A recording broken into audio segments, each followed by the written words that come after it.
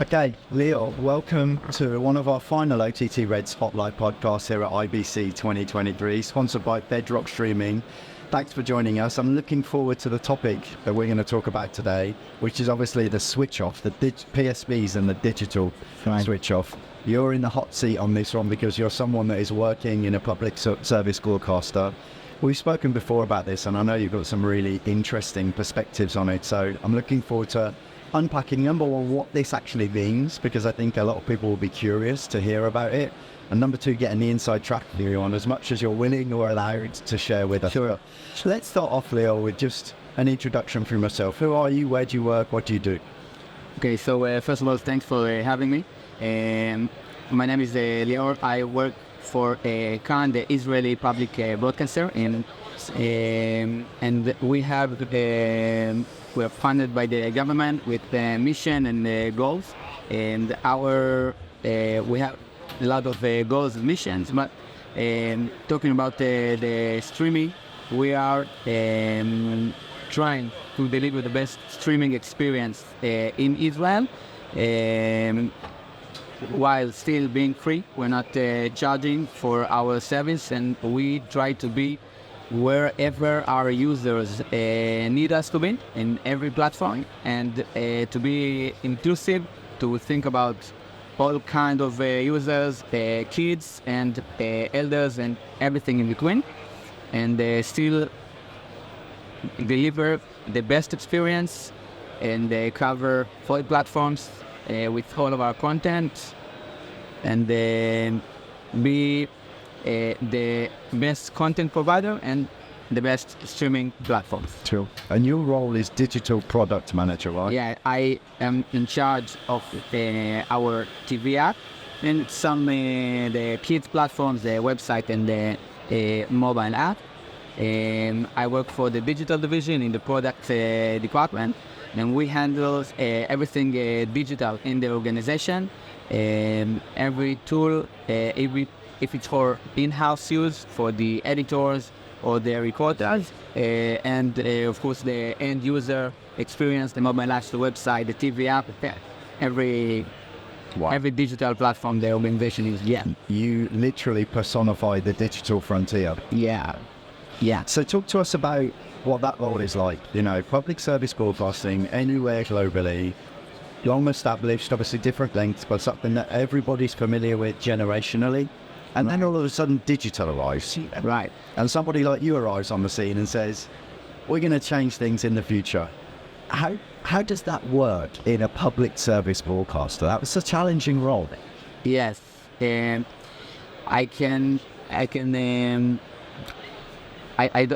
not sure if our example is the only model, but I believe it is, because the organization was born decades ago, and the only thing he had to do was TV and radio. So right now we are having a whole new universe of digital platforms, which is much bigger than only radio and TV. But the organization in its core still thinks about linear TV. So actually 7 years ago, the original body that handled the public broadcasting was shut down by the government because it didn't have the tools to supply the needs of the users in our time. So it was shut down and then rebuilt again, still building, using and hiring a lot of people from the other organization, because still they are the leading talents in TV. But we had a whole different role of delivering our content in all of our digital platforms. So the digital division is like, it's part of the organization, but it's a different state of mind, different skill sets for the people. So we have to live in the digital universe to know all the tech solutions in the high-tech companies, and to know about all the trends and abilities that are not related to TV, to phone school TV at all. And our job is to tell the organization is where should we be in the next few years, what our users expect us to do in the digital platforms. And I have to say that the organization realizes that although the core of the business is news and television and radio, the digital universe is the most hot place and the most evolving place. And we get a lot of tools and flexibility from the user to meet our goals. Yeah, I was going to ask you that, Leo. Like, you know, culturally, when you've got an organisation with people that have been familiar with the brand, the organisation, the culture for decades, and then all of a sudden digital arrives, does that mean that everybody's mind has to shift to be much more future-facing?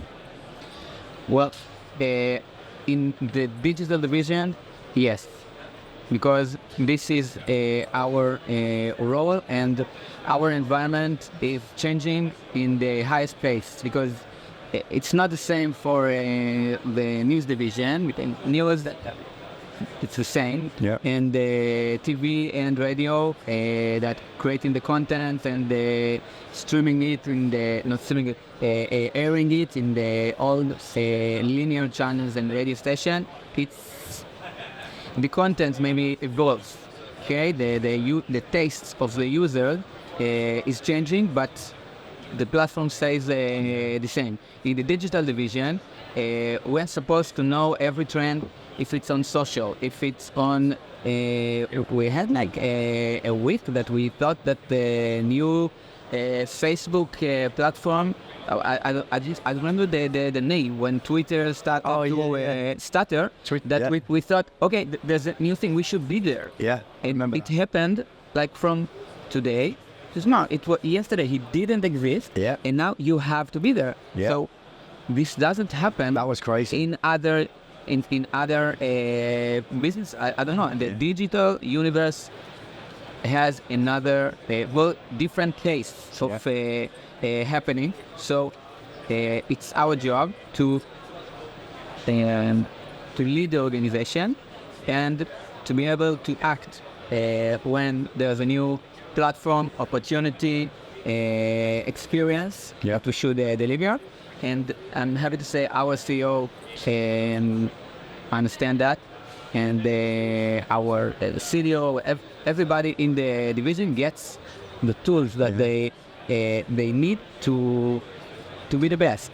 It's not so. Do you tend to find that you have to proactively advise and consult the rest of the business, or does the business come to you and say, what should we do? What's our options?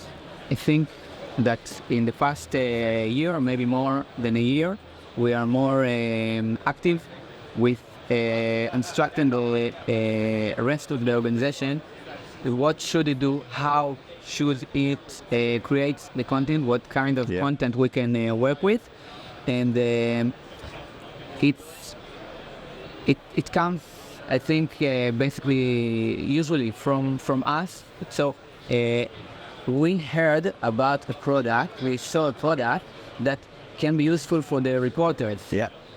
So maybe you should try this, and we could think together how to use it in. It's about collaboration. Yes. So I feel like as the division that lives in this digital environment, and we're used to hearing, reading, seeing like a lot of trends, opportunities, ideas. We try to meet startups in our area that can be relevant for us, not even today, maybe in a year, but to understand what's happening, because it's not like you can open a book and read about. No, you have to live it every day. Yeah, it always moves. It feels like you're like a digital lighthouse.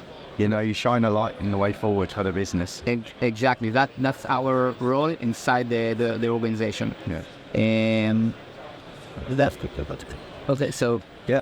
Let's talk about what the switch off really means for public service broadcasters, because this term fascinates me. It makes you feel as though there's going to be a moment where someone flips a switch and it's a switch off.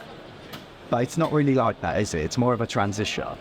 yes, it's a transition because linear TV is not dead, but when we see the behavior of the users, you understand linear TV is not so relevant as it was 10 years ago. Yeah.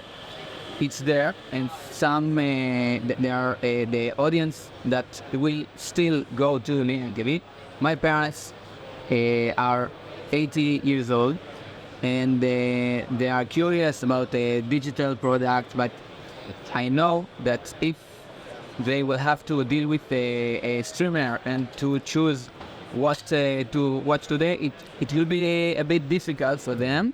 And I'm not always there to support, so I say, okay, you can stay on linear TV. Yeah. But you can see that the most watched content on linear channels are, you understand, it's elderly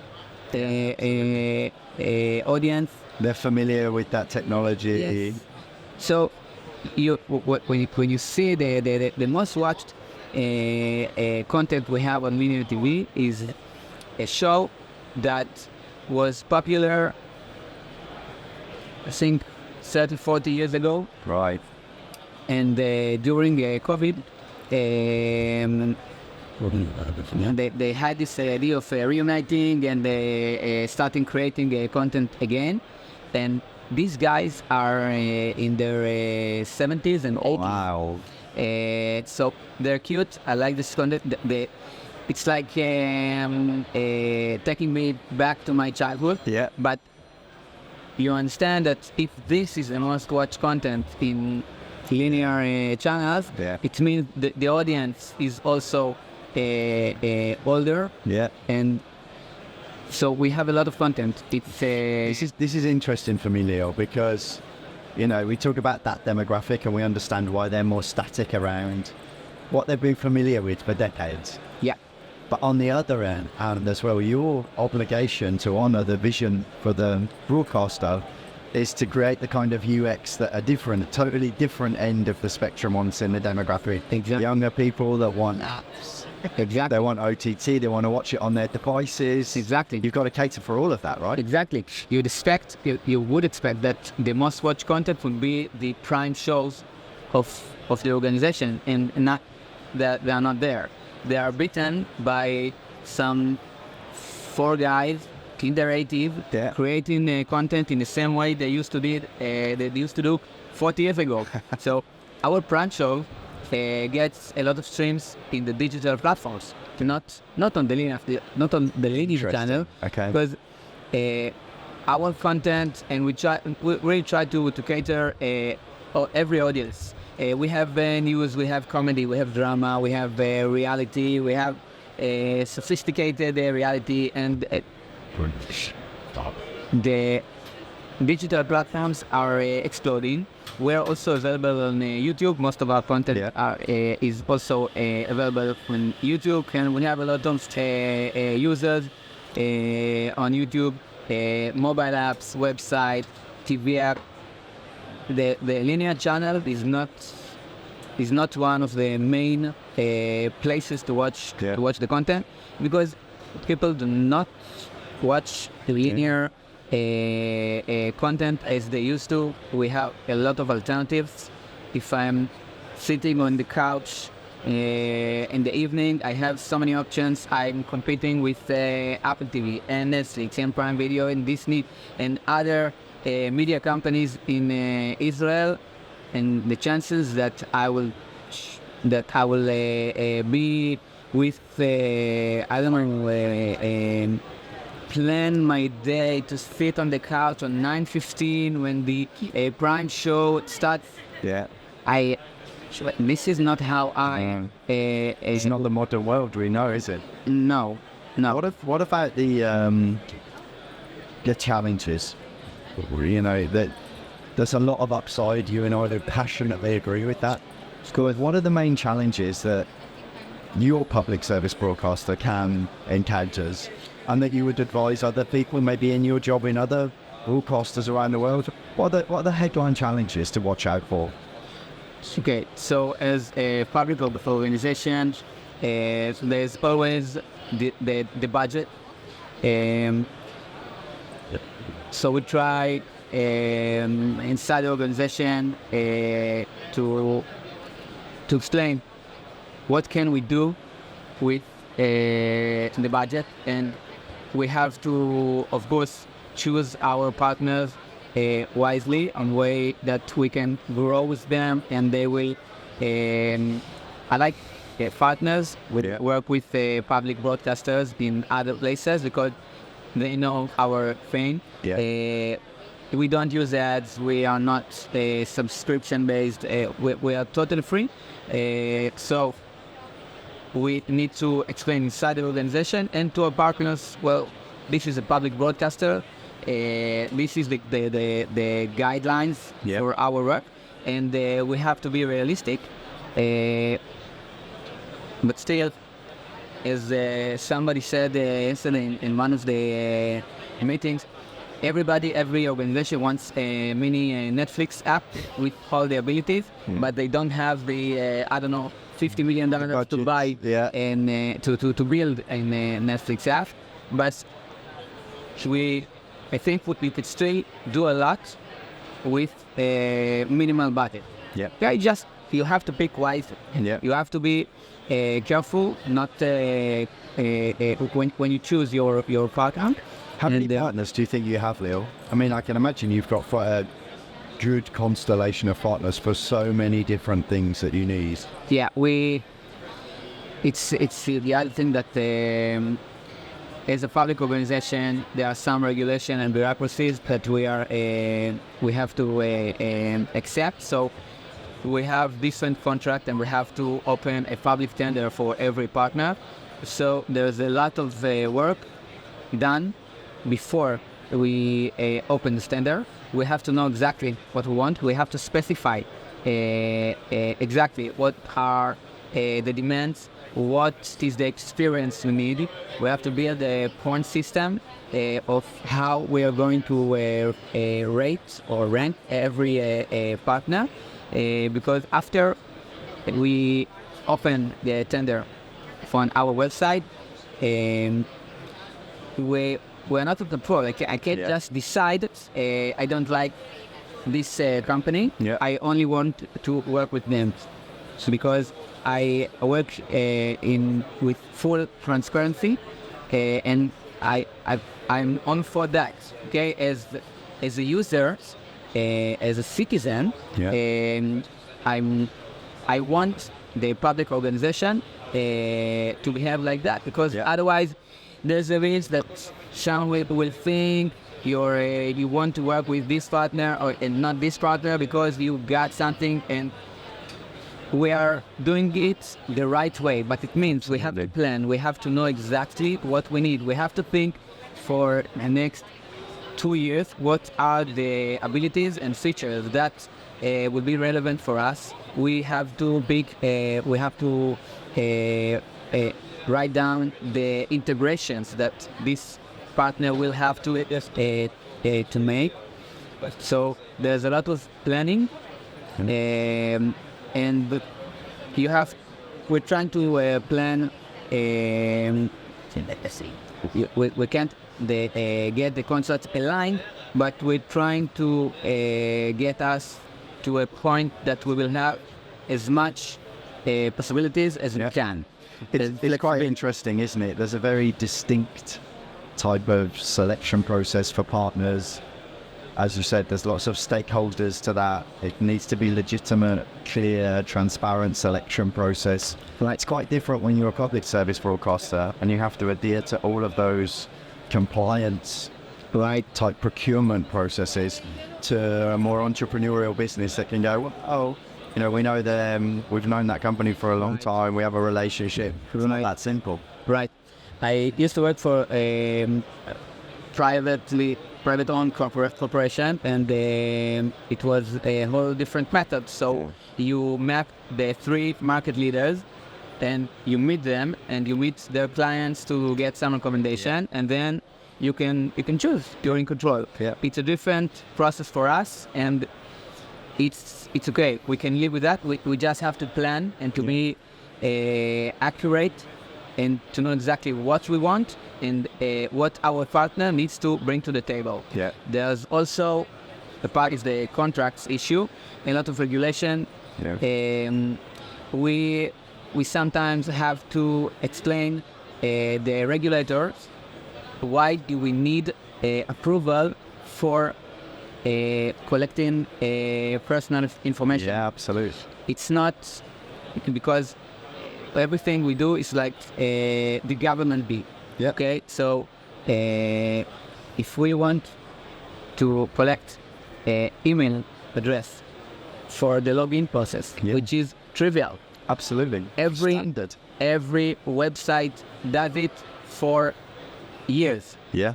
And we have to sit down with the regulator and explain why the Israeli government, because we're representing the Israeli government, should ask the user for its email address. What are we going to do with this email address? What other information do we collect? That's just the process. Yeah, we just have to do it, and we have to express and to share our ID and to harness this regulator to understand that we are acting for the user. This will give us the tools to offer personalization, continue watching all the features that the guy I'm sitting with knows from Netflix. Yeah. Okay, so we have to find how to communicate it. This is one of the things that public service broadcasters have got a vital public service role. I mean, it's part of the fabric of modern day culture, right? That's what you need. Every country's got that. That's where it is. But you're personally on that balance between the legacy of what that was and the future of what it will be. And I say, my question is around how you kind of remain relevant and while you're still upholding that obligation to the society that you're serving. Exactly. So we create a lot of content, and the content has so many kinds, languages. It's the amount of content is I can't even describe it, and our job is to get this content in a way that every user will find what they're looking for. Yeah. Because content is not the problem.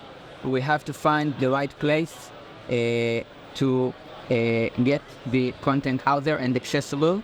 And we also see ourselves with a mission to lead our market, because we are public.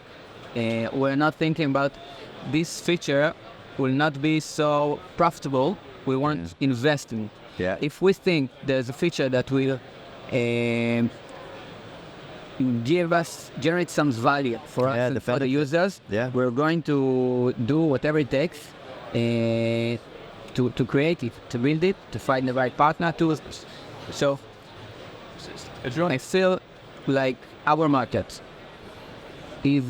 can be elite, cynical on its commercial side.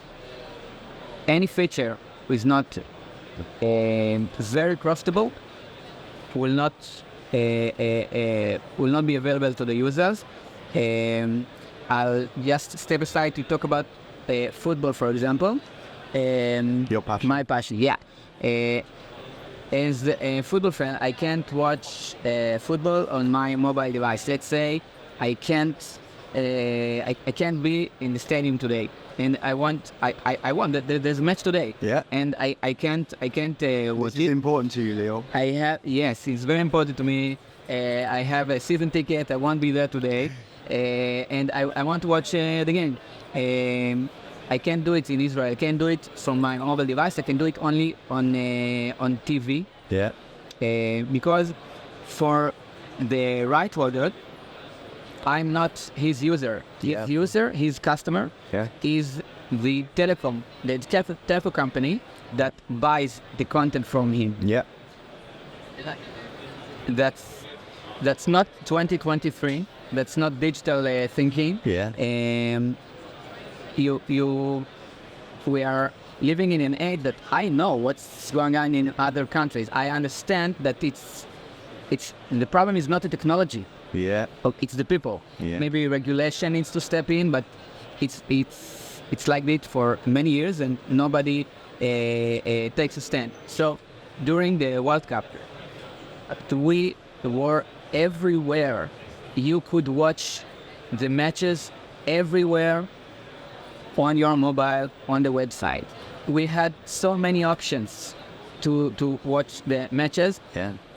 And then the World Cup ends, and you go back to 20 years ago. Yeah. Our mission is to show and to give the users what they need, the best tools to use to watch our content, the best experience that's out there.